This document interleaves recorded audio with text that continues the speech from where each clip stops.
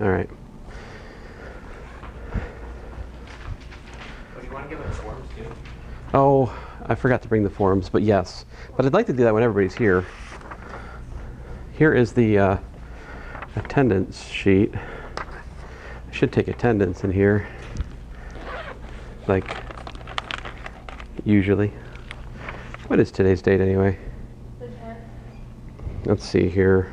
The 10th? Let's see here. So what was the last time we had class? Do you guys remember? What? 9, 8, 7, 6, 5. 5? So I'll put 9-3, 9-5, I was here on the 5th. and 9-10. So you guys can get as many as 3 checks today. It's very exciting, yes? There you go. All right. Watch the lecture, does that count? Yeah, if you watch the lecture, you can check that box. Absolutely. Counts. We only have 5. I don't understand the use of slay yet. This is it's outside my vernacular.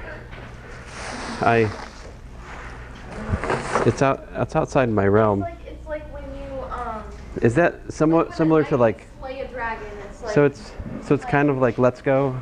let's go.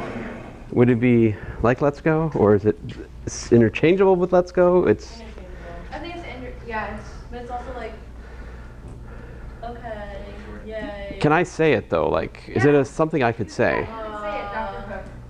I'm seeing some doubt. I'd love for you to use it during your lecture. Should try to use it during my lecture. Yes. No, All do right. it to your son first and then like test the No, water. you should do it in lecture. I know a lot of men who say it. The Oh. men who are Yes. So I would need to be like a. So you're saying I would have to like Taylor Swift?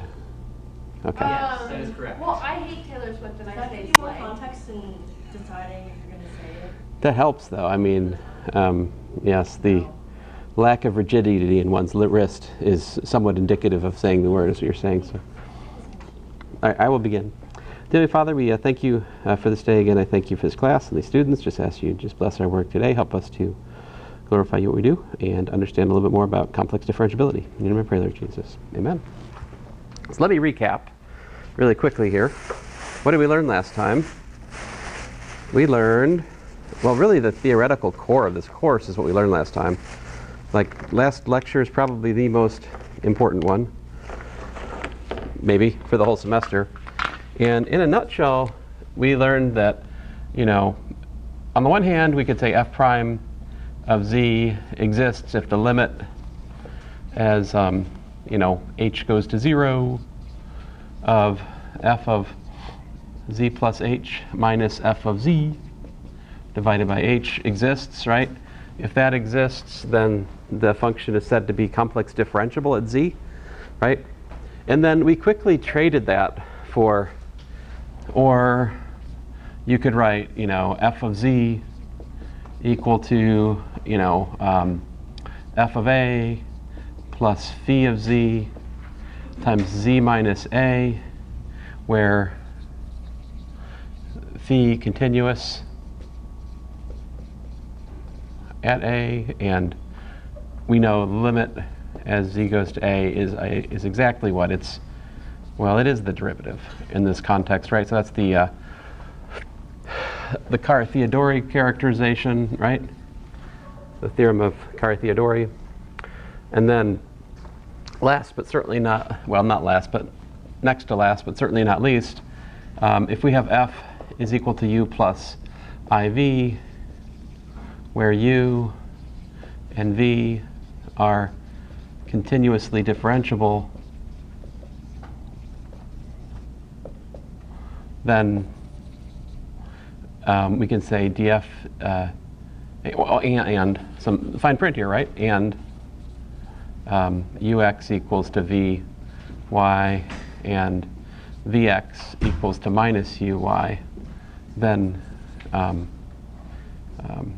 df dz is actually equal to partial f partial x, and that's actually equal to I times partial f partial y, if I remember right. Did I remember right? Yeah. I heard a yes. So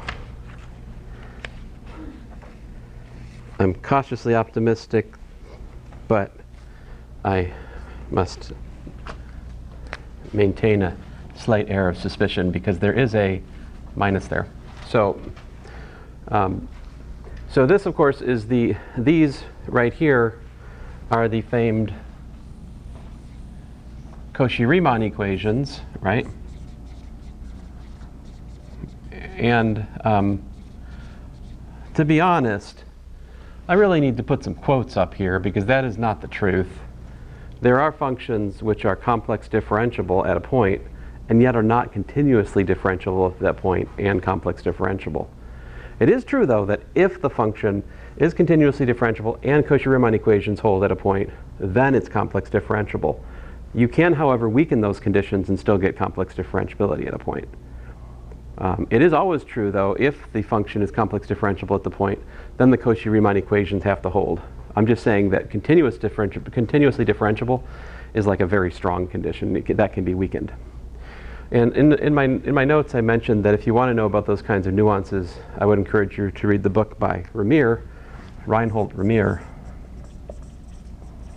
This guy is a master of complex analysis. His book has all kinds of history and really like all of the literature on how to weaken that condition, things like that you'll find in Reinhold Vermeer's book. It's a deeper book. But at the same time, it's a very interesting book because on the one hand it has stuff for introductory, like beginning students. It has things for intermediate students, and it has things for researchers. It's a very unusual book. Truly wonderful to read. So that's the Cauchy-Riemann approach. If we can just check these partial derivatives on the component functions and the component functions are continuously differentiable, then yay, it's complex differentiable, right? Then the next viewpoint is the so-called Wirtinger calculus. So or Wirtinger calculus, if say it more, butchering the German more so. So this is, there's supposed to be like some kind of, I probably haven't put it in the notes because I'm too lazy, but it is German. It does, like Schrodinger, it involves one of those, accents or whatever. I don't think I have it in my notes either. Oh well, you'll have to look it up. All right, so I want to talk about, this is my fourth and final viewpoint, and I'm going to take about probably half a class to explain to you how this works and what it's about, all right? And the basic idea has to do with, studying, basically we're going to study z and z bar as independent variables. And so at first glance, that seems a little bit off-putting because how do you get from z to z bar? You do what? You complex conjugate, right? That doesn't seem very independent, does it? No, so this is something kind of sneaky going on here, but let's get to it. So I'll explain further as we go on. So to start with, z is equal to x plus iy, right? So z conjugate is x minus iy, right? And we talked about how to take partial derivatives with respect to x and y of complex functions, right? So you guys can tell me what's partial z partial x, what's partial z partial y, what's partial z bar partial x, what's partial z bar partial y. You guys tell me.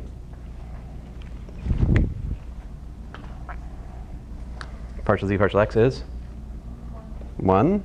Very good. This one, I, right? This is 1 again, and minus I. All right, great. So that's my starting point here. So far I haven't done anything shady. Those are just straightforward calculations from a definition I made like a chapter or two ago. All right. And then now comes the formal nonsense. All right. So here we go. So let's think about partial f, partial x as being the following.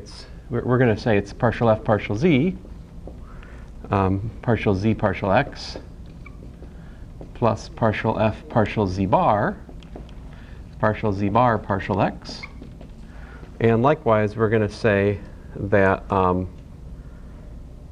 oh, interesting, I partial f partial y is equal to I times, there's just an I multiplying partial f partial z partial y plus partial f partial z bar partial partial y. Now, as I mentioned in the notes, this is technically formal nonsense because there is no such chain rule really from any analysis that we've developed, because there just isn't. I mean, we're mixing things here, you know, like in some sense z, seems like z is a complex variable, seems like z bar is a complex variable, and yet I'm writing a chain rule with respect to real variables, right? So it's a little bit, this is just very sketchy, okay? But what this leads me to is to claim, well, you see what this indicates that I would like partial f partial x equal to what? So we use the partial derivatives that you guys told me, the ones that were legit on the other board, right? We can just use that, yeah? So partial z partial x is 1. So we've got what? Partial f partial z. And then, what? Oh yeah, and then plus partial f partial z bar, right? And down here, what do I get? I get, let's see here, partial f partial y is, or, wait, I'm sorry, let me see. I'm trying to follow my, excuse me. Oh, this is literally equal. So let me just, there's no arrows here, just equals. So this is equal to I times what? Partial f partial z, and then partial z partial y was minus, no, that was just I, right? And then plus partial f partial z bar. There's an I out front from that, and then what was partial z? That's minus I, right? Let me see if I dropped the minus or anything. Nope, I didn't. Okay. All right, so what's that give us? This gives us apparently partial f partial z bar minus partial f partial z, right?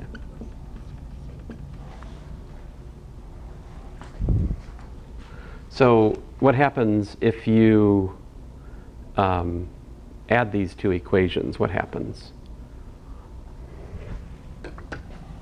If you add this and that, you get what? You get like partial f partial x plus I partial f partial y is equal to, you see the partial f partial z's cancel, and we get 2 partial f partial z bar from adding. And then what happens if I subtract?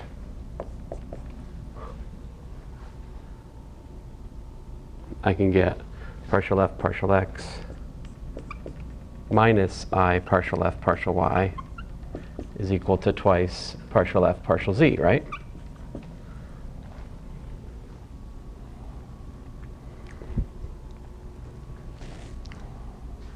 So hang with me here. I'm just motivating why I made the definition that I'm about to make, okay?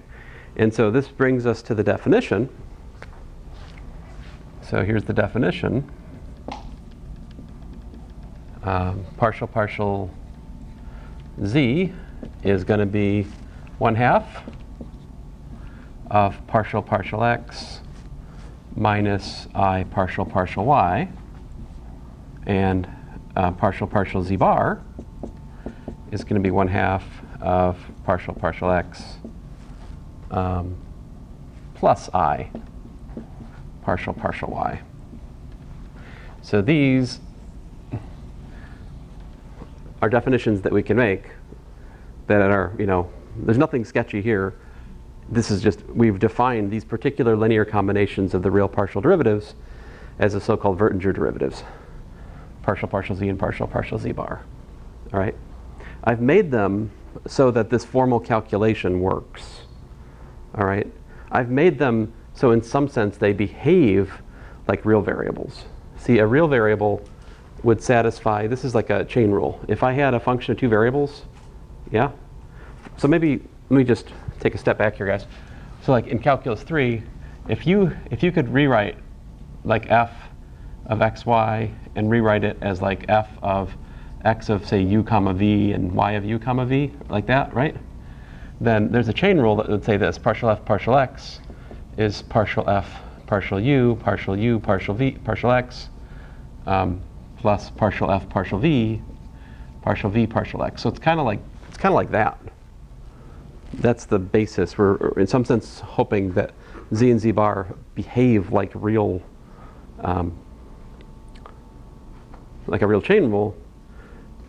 But anyway, so nevertheless, we've made a definition, and now we can study how it works, right? So the first theorem is that partial z is equal to 1, partial z z is equal to 0, partial z bar is equal to 1, and partial z my bad, I think did I get everything? I don't know, my organization here is not awesome. So z bar upstairs, z downstairs, z bar up, so I wanted the z bar downstairs here. My bad, there we go. I was trying to get 4 distinct things to say here. So z with z bar with z bar, they're both 1, z bar with z, or z with z bar 0. This is how I characterize independent variables in advanced calculus, for example. If the partial derivative of one variable with respect to another is 0, that means they're independent, right? That's essentially the definition of independent variables. So what this means is that it's not crazy to say that z and z bar are independent, despite the fact that at first glance it seems like it's an absurdity, right? At the level of calculus it works. How do I prove any of these? There's not much to do, right? Like which one do you guys want me to do? I'll do one of them. Z bar with z. Z bar over z. All right, so partial z bar, partial z. That is, so partial z is here, it's 1/2. And I'll use the notation partial x minus I partial y because it's less writing. And my z bar is x minus iy, right? So work it out. We got, 1/2 of partial xx minus I partial xy minus I partial yx. Oopsie.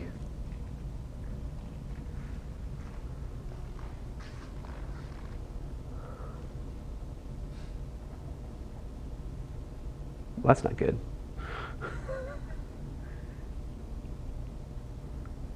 Huh. Oh, no, that is good. Sorry, I was thinking I should get 1, but I'm not going to get 1 here, am I? So, duh. So, what's I times I is? Negative, yeah, so I've got minus partial y.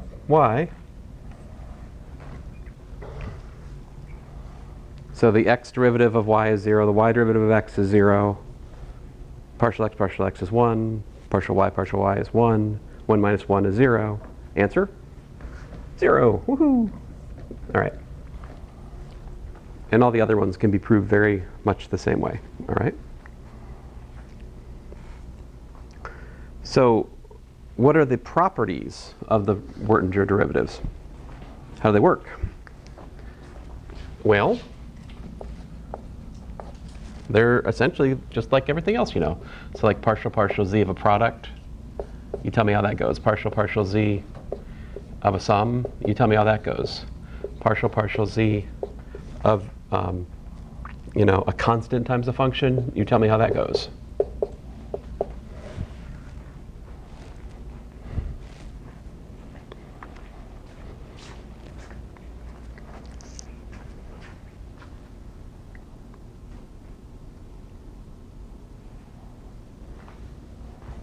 Don't all speak at once.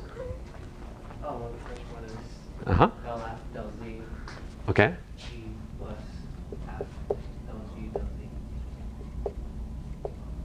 I think that's what you said. Yes. How about the next one? Delta Uh-huh. z plus delta g delta z. Right. And this one? C del f del z. Right, so we pull a constant out, right? And if you'll allow me to save myself the writing, same with partial z bar, okay? Partial z bar also obeys all of these laws of calculus. So they are very much partial derivatives in the usual sense. Let me prove one of these just to show you what's involved, all right? I am saying something, we haven't done this before. These are new, but they're really just kind of piggybacked on top of stuff we've already done, all right? So like, it's not much to say here. I think if I just do one proof, it probably should suffice. So I have like a different one in the notes, but I'll try this one. So let's do partial z of fg. Actually, I'll do z bar, just to make it more fun. So what is that? That is 1/2, right? Partial x plus I partial y on f times g, right? Because that's the definition of the partial derivative with respect to the conjugate variable. And, okay, great. So then that gives me 1/2 the x derivative of the product of f and g plus I times the y derivative of f and g. But what do we know about partial derivative with respect to x or partial derivative with respect to y? They satisfy the product rules, right? So we do product rule for each one of those.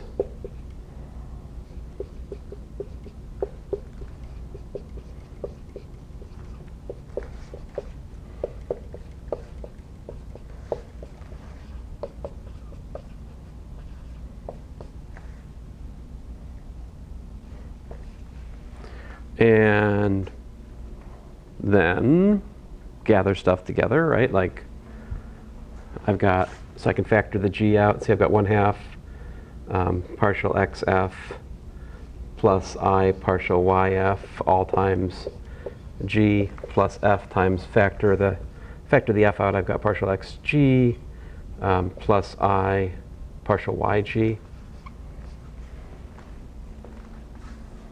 And there's a 1/2 that I've neglected, but I'll put it back in right about here. And then tilt your head, squint, and see what you got.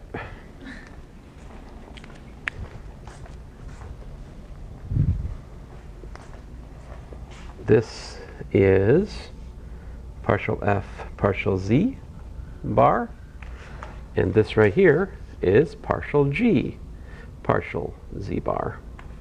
Did you mean to put x and y's in there? Or like partial x, partial y? Yeah. Okay. That's the definition of partial z bar. See?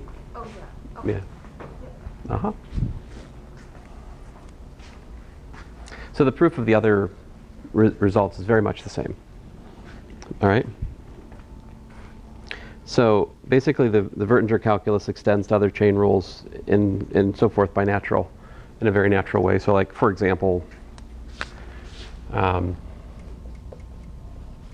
haven't proved this yet, but you can prove it. Partial z of like e to the z bar, for instance. The way that would work would be e to the z bar, and then partial z of z bar. But what's that work out to?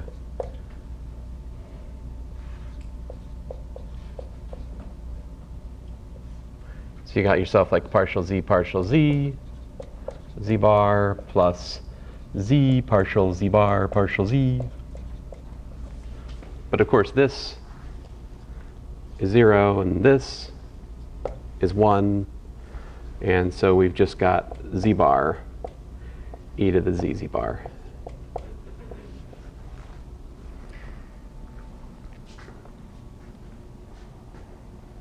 Or to give a less exciting example, if I had, say, partial z bar of, I don't know, the sine of z squared, I would get cosine of z squared times partial z bar of z squared. And what's partial z bar of z squared? Well, that's, you know, cosine of z squared times 2z partial z bar, right? Or which is what? 0, right? So I mean, we could have gotten to the point a lot quicker. I mean, this is equal to 0. That's pretty obvious because there is no z bar dependence here. It's just a function of z.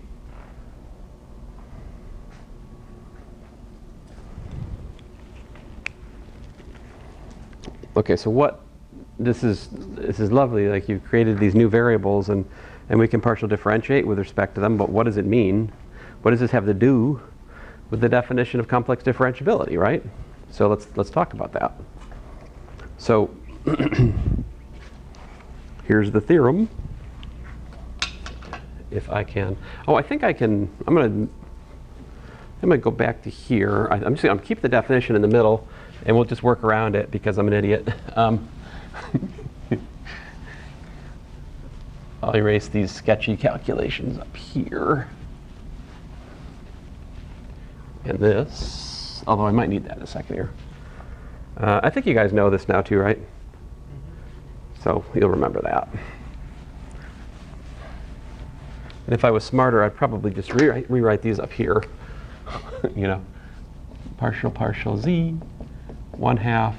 I will say, guys, like when I first saw these, it weirded me out that there was a minus here. Like, I wanted the minus to be in the partial z bar, but it's just not. That's not how they work. You need the minus in the partial z, and you need the plus in the partial z bar in order to make the formal calculus that I just am about to erase here. Well, I just erased, go away.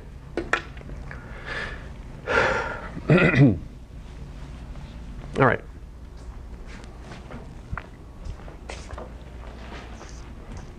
So we've got these newfangled partial derivatives that are defined in terms of our old familiar friends, partial x and partial y. What does this have to do with complex differentiability? Here we go. Theorem. And this is theorem 5.4 in my notes. It says, given f equal to u plus iv, continuously differentiable on a domain D, all right? We find f is holomorphic on D if and only if partial f partial z bar is equal to 0 on D. Moreover, if f is holomorphic on D, then f prime of z is actually equal to partial f partial z.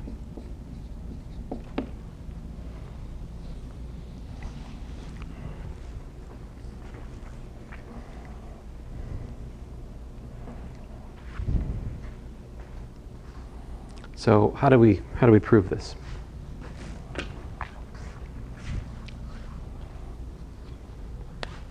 So I'm going to go this way. So suppose f equals to u plus iv, and you know, ux is equal to vy, and uy is equal to minus vx. Remember, as we discussed last time, that is tantamount to saying ux plus I vx is equal to vy minus I vy, which you could write as minus I times, you know, I'm supposed to have a u in there. This was u, right? So minus I times uy plus I vy, if you look at it, right? In other words, this is partial f partial x, and that is minus I partial f partial y. Again, there has to be a minus there. You see why? Okay. So, great. I'm going to suppose that you have a function is complex differentiable, right? It's holomorphic, which means it satisfies the Cauchy-Riemann equations. And my goal at the moment is to prove that partial f partial z bar is equal to 0. So consider partial f partial z bar. What's that equal to? Well, 1/2, right, of partial f partial x minus I partial f partial y, right? By definition. But what is partial f partial x? Oh, my bad. What have I done? We're doing partial f partial z bar, right? So is there a minus there, or is there a plus there? Plus, right, by definition. And that matters quite a bit, right? Because now what happens? Well, you know, plug in your Cauchy-Riemann equations. What do we get?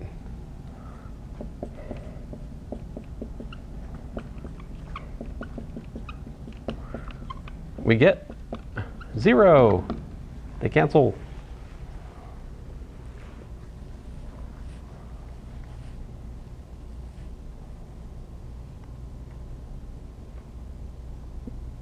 So you see it? Not much to see. Now the other direction, assume partial f partial z bar is equal to 0. But what's that mean? That means 1/2 partial f partial x plus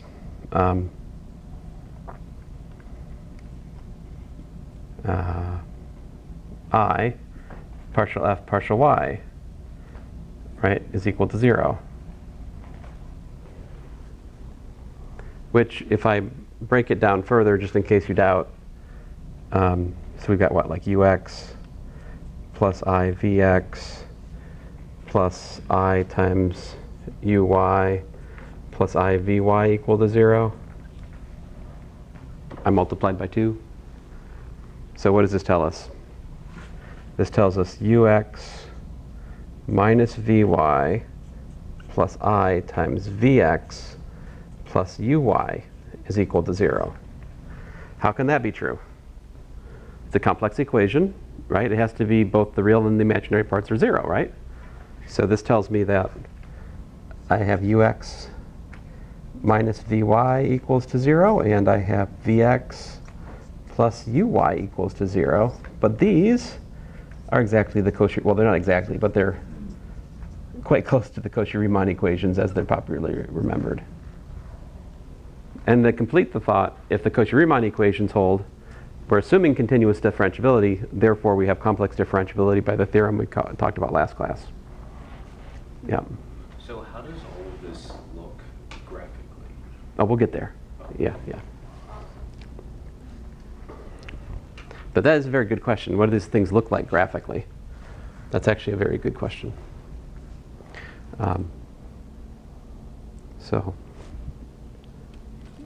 Oh, and then the last claim is that partial f partial z is, you know, that df dz is this, right? So recall from our previous work that we had that df dz is partial f partial x, right? If the Cauchy-Riemann equations hold. But you can rewrite that as 1/2 of partial f partial x plus partial f partial x, right? Because 1 plus 1 equals 2. 2 over 2 is 1, right?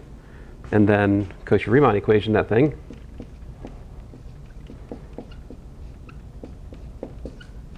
Right? Because this is equal to that. That's the Cauchy-Riemann equations. Lo and behold, this is partial f partial z.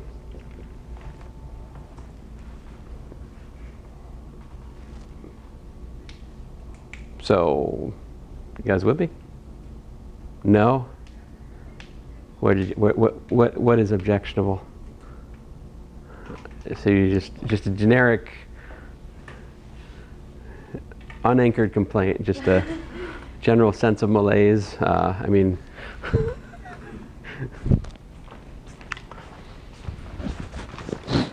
so if we go back to the example 1 and example 2, right? What can we say?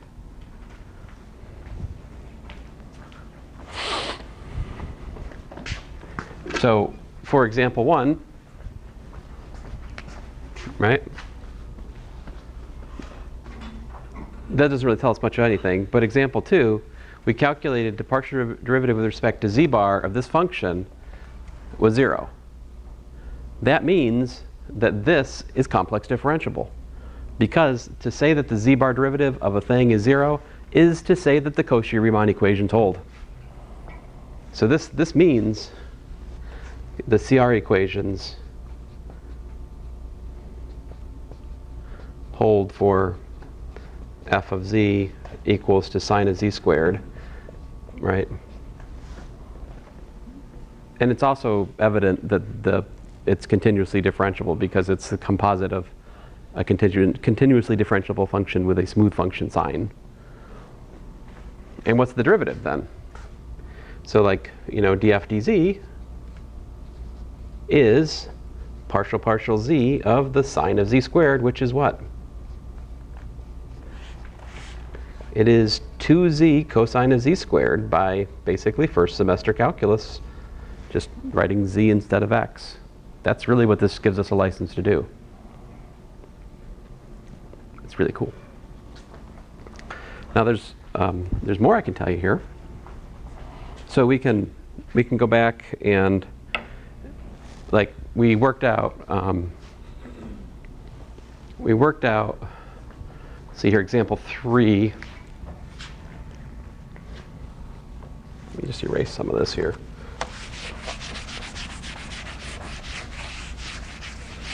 So we worked this out from the limit definition. I don't know if you guys remember or not, but if we look at the complex conjugate function, right? We looked at the limit. We looked at a horizontal and vertical path limit at z0. Here's how this, and we showed that those limits don't exist for any z0. Therefore, this function is not complex differentiable anywhere. Here's how that looks in the Wirtinger calculus. Partial f, partial z bar is partial z bar is 1. Thus, f is nowhere complex differentiable. Done. This is obviously easier than taking two path limits, right? Example 4. Another thing I think I have in the notes is like f of z equal to the length of z squared. Now you might think that's a function of z, right? So there are some kind of like a little bit dangerous things where we have to look at things in the right way. So like the magnitude z squared is z bar, right? So it's not really a function of z. It is technically a function of z bar. And if we calculate partial f partial z bar here, we have what?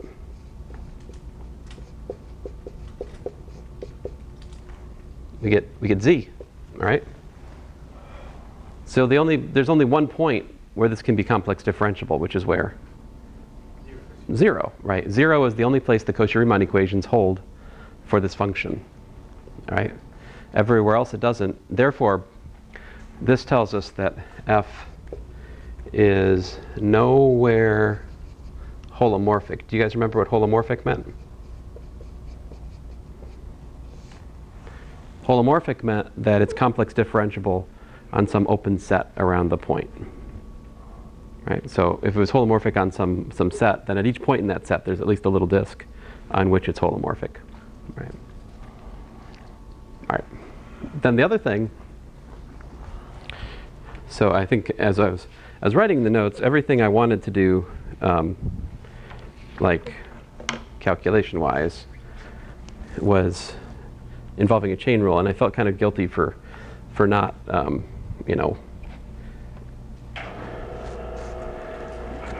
having the chain rule.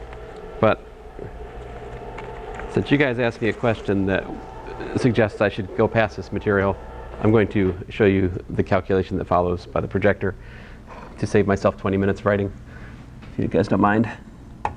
It is straightforward, but what I want to show you is that the chain rule does hold for the Wirtinger calculus. And essentially that comes from simply adding the chain rule, like the real chain rule from Calc 3 twice, and it intertwangles nicely with the complex multiplication. The chain rule I'm about to show you, we do need for complex integration later, so I do want to make sure we know about it. It's very, very simple actually.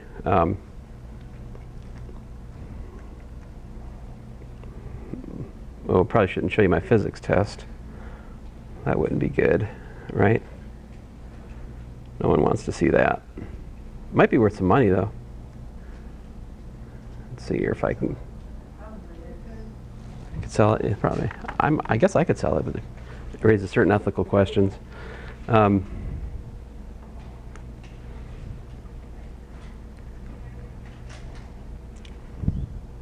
right. Because I do want to get back to, you asked me a question like what does this mean geometrically? I think that's a great question. I'd like to talk about it today actually, since you asked it. I'm not sure I'll get to that though. That is a little bit ahead of us, that question. So here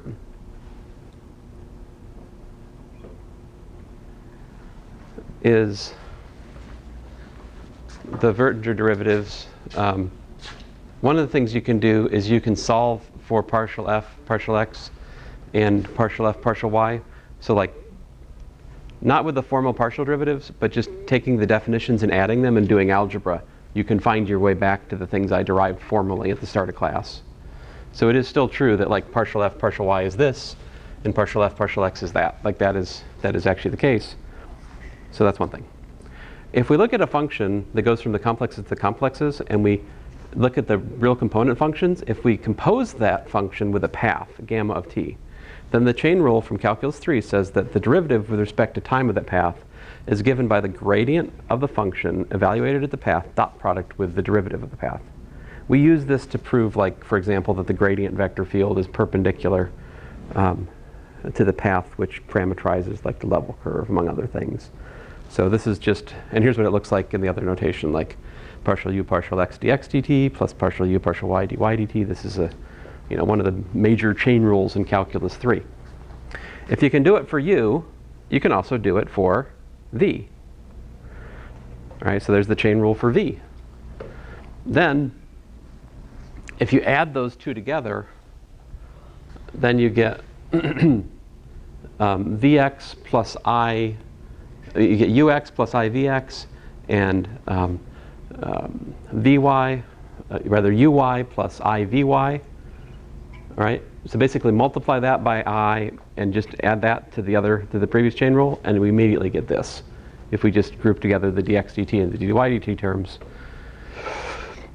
And but on the other hand, we found that partial f, partial x is this, and partial f, partial y is that. So if I put those in here, we get this. All right, great. So then what? If you put things together here, we have partial, all right, so you got to look at the things a little bit. So if we put z equals to x plus iy, then notice I've got a partial f partial z times this, right? But I've also got an I can bring this I over to the dy dt. So I've got basically a ddt of x plus iy, both times partial f partial z. And here I've got ddt of x times partial f partial z bar.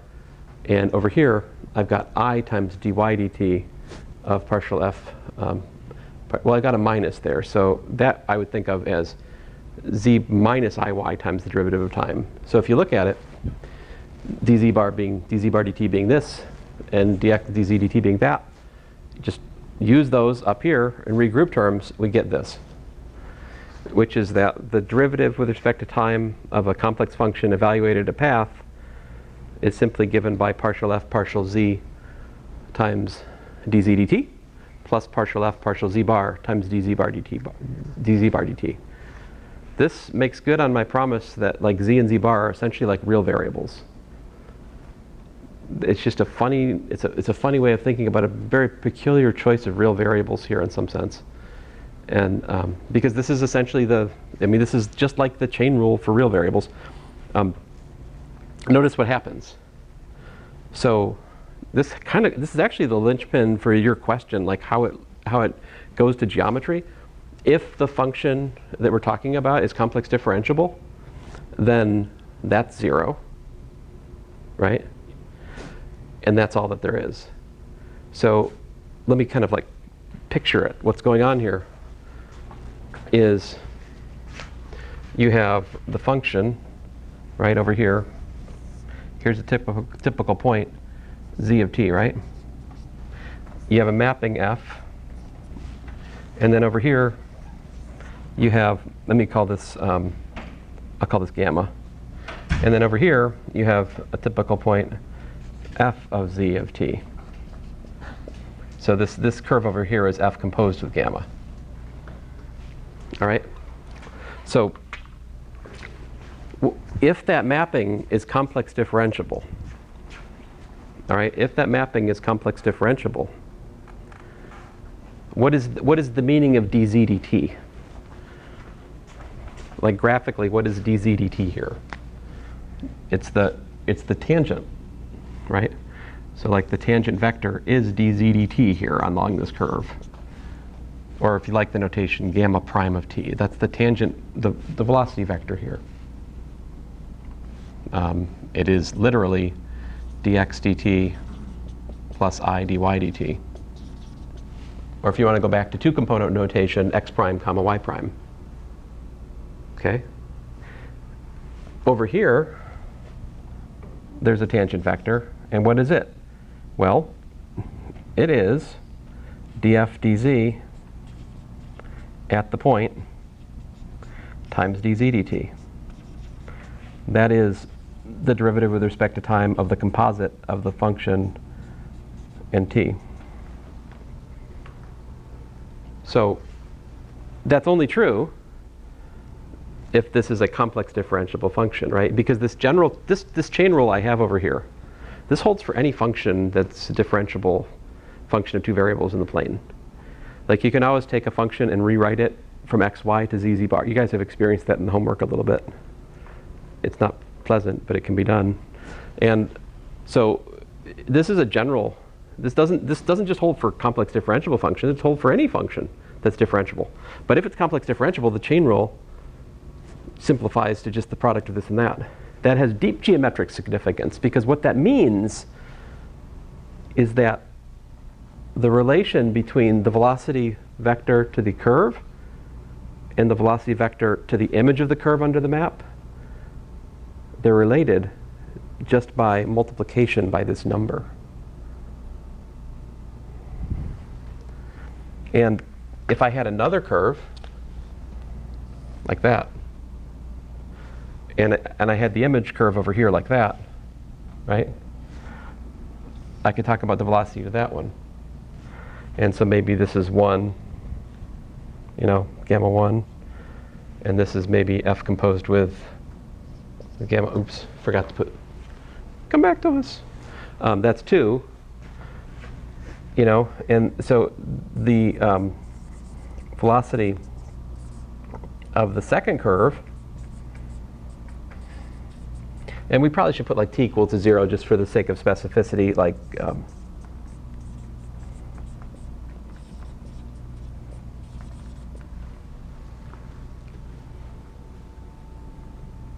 what is the deal? Like, so if you think about,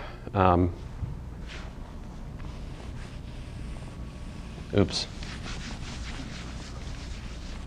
So if we think about f prime of gamma of t, and I should really make it a specific t, like t naught or something, but suppose that, for instance, is r e to the I theta,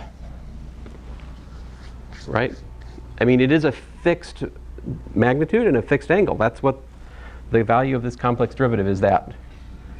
Think about it. What happens if you take a vector and you're rescaling it by r, you're rotating it by theta. The other one you're also rescaling by r and rotating by theta. What's held constant between this set of curves and the image? the starting, the starting point, I don't know, the starting point moves, but like if I thought about the angle, see, between this tangent vector and that tangent vector, you probably shouldn't use theta, let me call this beta. So if I say theta is that angle, we can argue that theta is also this angle. This is called conformal. So a complex mapping is said to be conformal. And you can't do any of this if it's not complex. Yeah, if it's not complex, there's no guarantee that a mapping from the plane to the plane would be conformal. This is one of the very special properties of the complex differentiable map, is that it is conformal. There's fine print though, because I can only say this if what? What would break this down? There's a string attached to this argument I just made. Which again, it really does rest on this chain rule. It's all about that chain rule. What if the complex derivative were 0? Could I still make the argument? I mean, I can't, right? If this is 0, I lose all track of any kind of information about the direction of the original curve. Like it sends all of the. If the complex derivative is 0, I can't make the argument in a nutshell. I mean, like it's just not possible. All right. So, in fact, I am. So you asked me a question that made us jump, like all the way over to my section 6.3. See if I have a picture over here.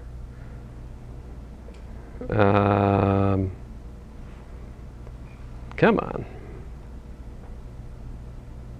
Well, I don't think this is not the.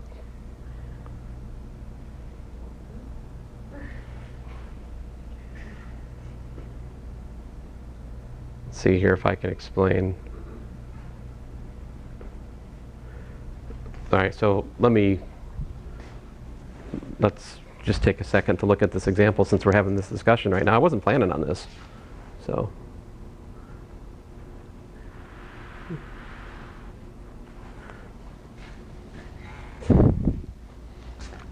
A strong urge to pan down just then. So let's think about f of z equal to z squared. All right. So this is a complex differentiable function, right? If we look at the real and imaginary components, we got x squared minus y squared and 2xy, right? So if I study, let's see here. So there's a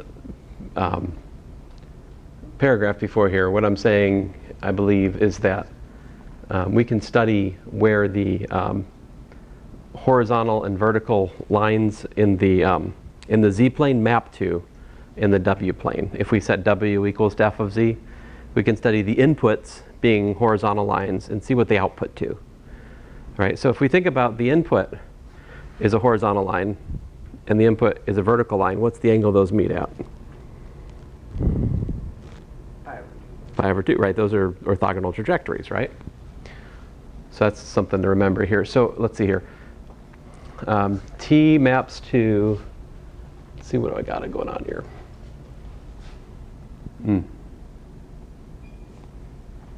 So I think I'm just putting x equal to t here, right? This just puts x equal to t in the square map. And here I've put y equals to t, right? So this is the image of the horizontal line. This is the image of the vertical line through the square map. In other words, I get u equals to t squared minus y naught squared, and v equals to 2y naught t. That's the image of a horizontal line. On the flip side, if I look at a vertical line, I get u equals to this, and v equals to that. All right? What I have on the next page is the graphs of these. All right? I thought I had the graphs of these next. Well, here's some calculus we haven't gotten to yet. We'll get back to that stuff. I just wanted to show you geometrically, like, it works, right? So, like, here are the graphs of those parabolas. So what these are is what happens. This is what happens to vertical and horizontal lines in the z-plane. when you map them over to w equal to z squared. This is a graph of the w plane. In particular, the image of the horizontal and vertical lines. And see what happens? Wherever they meet, 90 degrees, right? Not an accident, because the square map is complex differentiable, which means it's conformal. It preserves the angles between curves. So there's one place where that fails, which is the origin. See? That comment will break down here. If I was to draw more curves, we wouldn't be able to still get 90 degrees at the origin, because there's just tons of stuff that comes into the origin. And it all breaks down there. But that's also where the complex derivative is 0. So no surprise. All right, so let me go on here, guys. So I guess the larger question to ask is, what can we say about complex differentiable functions, right? So you asked what they mean geometrically. That's one geometric meaning, is if the derivative is non-zero, they will preserve the angle between curves that they map. That's conformal. There's a lot more. One of the basic things we can say is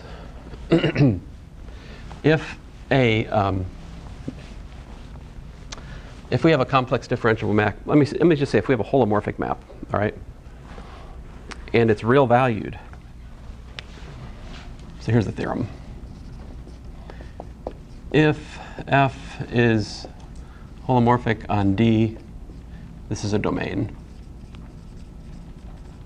all right, then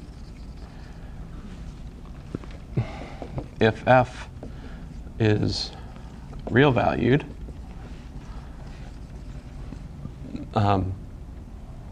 then f is constant on D.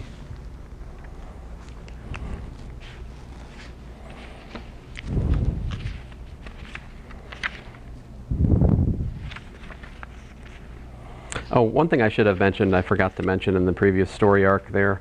If you have a function which is just a function of z bar, we call it anti-holomorphic. And if you ask me questions about what the structure is of anti-holomorphic functions is, I can't tell you anything. I know nothing. I don't know anything about them. So it's a bizarro world I'm uninitiated in. But if f is holomorphic and real valued on a domain D, then f is constant. So here's the proof.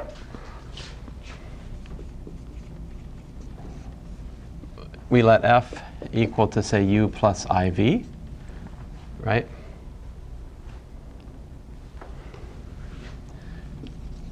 Then we suppose what?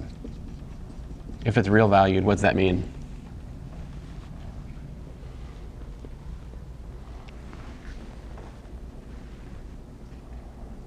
What does it mean to say a complex function is real valued? Imaginary part is 0. It's imaginary part 0. So v is what?